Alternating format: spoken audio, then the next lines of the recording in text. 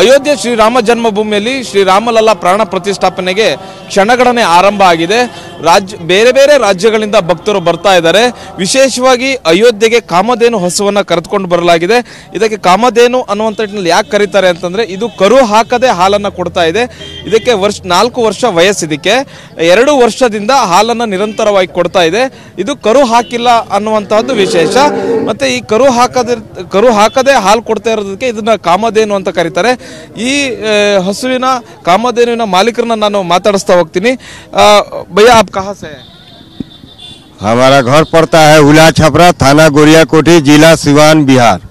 नाम है अर्जुन पांडे, पिताश्री जगदीश नारायण पांडे। अच्छा, ये कामधेनु का विशेषता क्या है? ये बगैर बच्चा दिए हुए दूध देती है। दूध का जब जरूरी हो पूजा के लिए तब ये दूध दे देती है। कितना साल से ऐसे ही दूध दे रहे हैं? 2 साल से ज्यादा हो गया। ये 4 साल 5 महीने की ये गाय है। अच्छा, बिहार से इधर तक कामधेनु को क्यों लेके आए आज?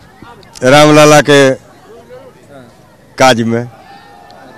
ये कामधेनु तो बहुत फेमस है, बहुत वायरल हो गए सोशल मीडिया में. आप क्या कहना चाहते हैं? जय श्री राम। यही न राम की सब है। इनका दूध जितना निकलता है सब भोले बाबा के मंदिर में जाके चढ़ा देते हैं।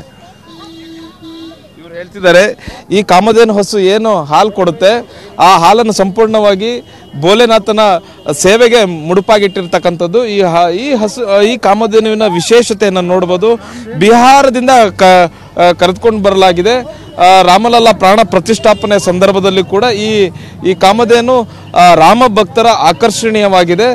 ರಾಮ ಭಕ್ತರನ್ನ ಈ ಒಂದು ಕಾಮಧೇನು ಸೆಳೀತಾ ಇದೆ. ಎಲ್ಲರೂ ಕೂಡ ಬಂದು ಭಕ್ತಿಯಿಂದ ಇದಕ್ಕೆ ನಮಸ್ಕಾರ ಮಾಡ್ಕೊಂಡು ಹೋಗ್ತಿದ್ದಾರೆ. ಕ್ಯಾಮ್ರಾ ಪರ್ಸನ್ ಅಜಯ್ ಜೊತೆಗೆ ಹರೀಶ್, TV9 ಅಯೋಧ್ಯ.